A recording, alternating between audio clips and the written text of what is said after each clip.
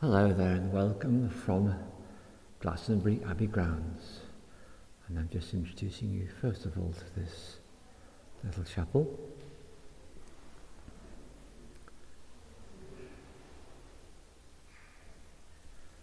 And I really wanted particularly to focus upon this image as it's so appropriate. There it is. So I'll say a little bit more about that as we continue our walk.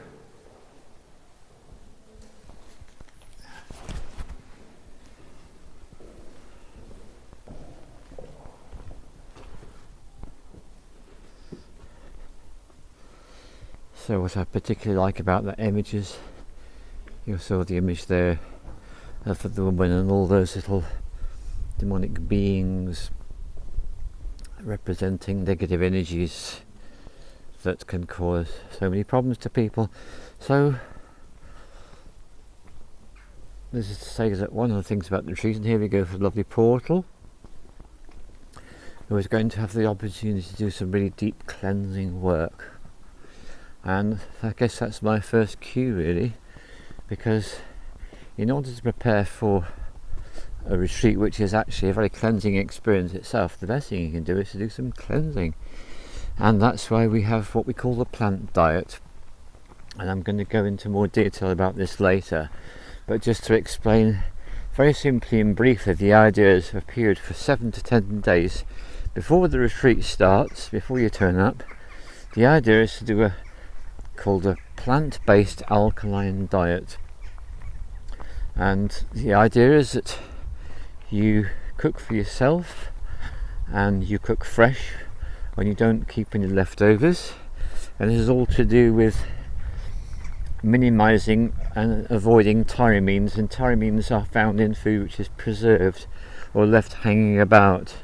And this even extends to things like dried fruit. We don't have dried fruit or nuts on this plant-based alkaline diet because of the tyramines they may well contain. So it's very much about fresh, organic if possible, local if possible, and the wider variety of fruits and vegetables that you can consume, the better. And it's good to have cooked food. If you like raw food, it's fine to have raw food as well, whatever suits you in that sense. And if you're a person that does eat carbs, and things like rice and other grains are fine, but it's better to, during the plant diet, to avoid bread. And the other thing I want to say is it's really important to avoid takeaways and restaurant meals because they are full of too much salt and oil. And particularly when you think about takeaways, their job really is, it's a business, they want to earn as much money as possible, and so their job is actually to provide the lowest possible quality ingredients, which means the cheapest kind of oil and the lowest quality salt. So it's really great if you can make this your opportunity to really get to know your kitchen and to cook fresh. That's going to make such a difference. And the fruit as well, very important, vegetables, fruit. And if you do need to eat animal food, then it's better to have things like fish. The one animal food that is essential to avoid in all forms is pork. Pork is an absolute no-no. And during this 10 days you want to reduce your salt as you go until by a couple of days before the start of the retreat you're not having any salt at all. It does depend on your activity. If you've got a very vigorous, physically active job, some people find that when they cut salt out altogether they get cramps, in which case you might need to add a tiny little bit. So that's the idea, is to have minimal salt in the last couple of days. That's a very important thing to be aware of. The next thing is to consider your drinks. It's really great if you can get into the habit of becoming friends with the spirit of water. Spring water is ideal. If you can get your own, that's the best possible thing. If that's not feasible, then do make sure that the tap water you use is filtered. Do the best that you can when it comes to water, and the idea is to allow yourself to savour the flavour of the water and let go of all the herb teas, coffees and heated beverages, because these are actually all dehydrating. It may surprise you to realise that, but yeah, all of them actually dehydrate the body. The only thing that is utterly hydrating itself is water. Now, for people who are not familiar with water or find it very hard to cope with drinking, there's a little trick you can do. So if your body rejects water because it finds it alien, what I invite you to do is to put just literally only a few grains of Himalayan salt into a pint glass, just a few grains, and then up to 1 teaspoon of raw honey. Now that will take a person who can't cope with drinking water at all into a place quite soon whereby water is something they can consume easily. So that's a good thing to be aware of. Right, now something else I need to mention is it is essential for this retreat that you are not consuming any pharmaceutical drugs for emotional or mental health issues. Things like anxiety, depression and such like. There are a lot of drugs which are prescribed, things like antidepressants, anti-anxiolytics, and the one that is a great tongue twister is the SSRIs, the selective serotonin reuptake inhibitors. The last one is very dangerous indeed. Anyone taking SSRIs, you can't consume any kind of plant medicine. It's just an absolute no-no. In fact, consuming all those drugs is a no-no. So I'm hoping very much this is not the case. If it is, then you'd have 4 weeks to completely detoxify yourself from that and completely eliminate them from your system. So this is something not to take any chances with, frankly. And let's go back on to the drinks. It's much better if you can avoid alcohol. If you can phase that out, that would be really good too, so that during your last 7 days you're not having any alcohol. That's going to be very beneficial. So let me explain about this. Alcohol and refined sugar are all about keeping you stuck in 3D, and so is consuming pork. These are things that people consume that actually block their connection with spirit and give a very strong connection with 3D physical reality. So that's why it's important to not have any of these things. Now we're going to get into what's going to seem like very strange alien territory for some of you, because one of the things you've got to be very careful about is the toothpaste you use. A lot of toothpaste, about 99% of all toothpaste available in supermarkets, contains sodium saccharin and sodium fluoride, sodium monofluoride phosphate. There's also a couple of others. There's acesulfame K we have to be wary about. That's in the artificial sweeteners. And there's a third one too. There's 3 of these. I'll give you more details in another film.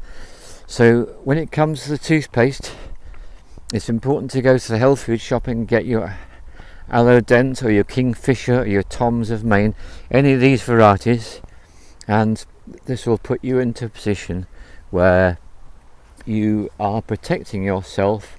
You're protecting your pineal gland from calcification. Basically it's this: the fluoride particularly, that's the worst of all these things. It calcifies the pineal gland and blocks your capability to perceive spiritual realms. And it's no accident that this is part of the mainstream. No accident at all. I'm just going to stop and say hello to a fish which has just appeared. There's a little carp. Yes, and in fact there's a whole load of carp here. They get very excited when they see humans, because they know there's a possibility of some bread, and we've come well prepared. So we're going to give some bread to the carp while I carry on talking about things to do with the plant diet and all the rest of it. Right, do carry on. So the pineal gland is that gland which literally connects us to spiritual realms, and as I've mentioned, fluoride is the one that you want to avoid at all costs. There are parts of the country where fluoride is put into tap water, and there are plans to fluoridate all tap water in this country, which is something that's been going on in Ireland for more than 25 years. It's really not good news. So there are things you can do to protect your pineal gland and decalcify it. Strangely enough, one of the things you can do is to consume something high in vitamin K2, and the vegetarian choice here is cheese. The other alternative on the vegan side of things, which is actually by far and away the most highly recommended, and that's miso. Miso is wonderful for decalcifying your pineal gland, so that's something I strongly recommend you do. Get hold of some miso. Now this brings up the subject of other pharmaceutical drugs which people consume which cause problems. And what I'm referring to now is, let's face it, there are very few of us who haven't done this, antibiotics, painkillers, contraceptives, pills. All these drugs have the very unfortunate tendency to create what is called dysbiosis. And dysbiosis is when the natural bacteria and microbes in the gut get forced out and replaced with harmful ones, which causes gut problems. In fact, I'm sure you're aware of this, but there's a huge connection between the gut and the brain, so it's a really important thing to take hold of the fact that if you've been consuming any of these things, to phase them out if at all possible, and to rectify the damage. Now probiotics are commonly used, but I strongly recommend kimchi because it's got a much wider range of microbes. Probiotics generally contain between 1 and 14 different species of bacteria. Kimchi contains thousands upon thousands, which is what your gut is supposed to contain too. So just to give you an idea of how this is such a big issue, if you live in a city, you've got 25% less diversity in your microbes in your gut just by living in a city. If you're experiencing a lot of stress, that reduces them even further. So chilling out, taking it easy before a retreat is one of the best things you can do. It's sad when I find someone who's been rushing around like a maniac for the week before the retreat to get everything ready, and they collapse on the sofa, and I'm thinking, my goodness me, you need to go on the retreat to prepare for this retreat. So what I'm suggesting to you very strongly is, in that week before the retreat, in whatever way, even if it's only 5 minutes here and there, do what you can to rest, to relax, to chill out. A great practice to take on is meditation, and that's simply a matter of either sitting or standing still or moving very gently and allowing the mind to calm down by focusing your attention upon the breathing. And this causes you to become more still, and this is a very healing thing to be doing in its own right. So that's a really great preparation. So it's not take a chill pill, it's chill without any pills. That's what we're talking about for your preparation. Plant-based alkaline diet. I'll go into a bit more detail about the alkaline in another film. Salt minimization of pharmaceutical drugs, making sure you're not taking any pharmaceutical drugs for any emotional or mental health issues. This is all like the backbone of any retreat that anyone would ever go to. These are the kind of basic things we need to be really aware of. So in addition to all those, what I'm going to do, I'm going to carry on walking into the orchard, and let's just see if there's anything else that comes up. Well, yes, here we are. One of the best things you can do before a retreat, ideally several times in that period, is go outside into nature. Have some experience of being in nature. Now this is not wild nature, but it's not bad. So wild nature is even better if you can go into wilderness nature. If you happen to live in the north of England, you're surrounded by it, you're so lucky. This is a great thing to do, and it will certainly prepare you for some of the experiences we're going to be having on the retreat, because it's going to be so much more than the plants. So much of what I've been talking about has all been within reference to plants so far. And what a beautiful sight, a load of apples. So one of the things that we traditionally have on the retreat is called a wild water experience. Now it's going to depend on the conditions during the retreat as to what kind of a form this is going to take, and if all the conditions are as favourable as possible, and it includes a walk into the wild nature to the quarry pool and it's an extraordinary experience. So this gives me an opportunity to talk about something else with retreats, which is a significant part of the retreat is doing things that you're not used to, doing things you haven't done, doing things that challenge you and take you outside your comfort zones. This is a really essential component of any good retreat, because it's when these things happen to us that we stretch ourselves and find ourselves capable of so much more than we ever realise. And I'm very much looking forward to being with you, doing these different things that we'll be getting up to.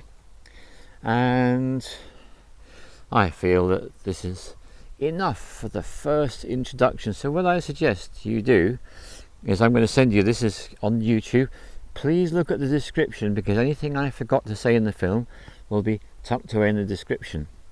And then the other thing is, please do comment if there's a question you want to ask, if something you want to share, something you found that's good and helpful for going on retreats for other people, and then we can get a bit of a conversation going, and other people can read the comments and I can answer any questions that arise, and that way we get a chance to have a bit of a dialogue before the retreat itself begins.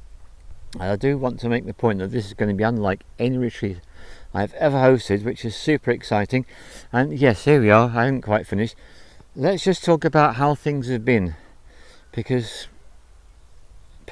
personally speaking, the last couple of months have been incredibly challenging, and that's usually the last month having the so-called flu-like illness and what that offers us. And yeah, it has been challenging, it's been disturbing, it's been way outside the comfort zones. So for me, hosting a retreat, to be dragged outside my comfort zones for a good month up until very, very recently, that's a great thing for me to experience, because that's what it's all about. So I do want you to understand that if you've experienced any challenges, upsets, difficulties, relationship, work, environment, the global situation, whatever it is, health issues, these are something actually to be welcomed and appreciated. And that's going to sound like a bit of a shock, and this is going to be a really important feature of this retreat. I'm going to go more consciously working with the shamanism than I've ever done before in the retreat. Rather than doing loads of amazing processes and not actually talking about them very much, I will be sharing with them. We will be much more interactive and involved with all this, and it's all about the nature of reality. It's all about the fact that it's time to kick ass, and it's all to do with preparing us all for what is to come, and forming a really good bond during retreat, because in unity is strength, and that comes from something. One of these days I'll find out what it is. If anyone can remember what the quote "in unity is strength" comes from, please put it in the comments. Well, all the love to you, and thank you very much. Cheers.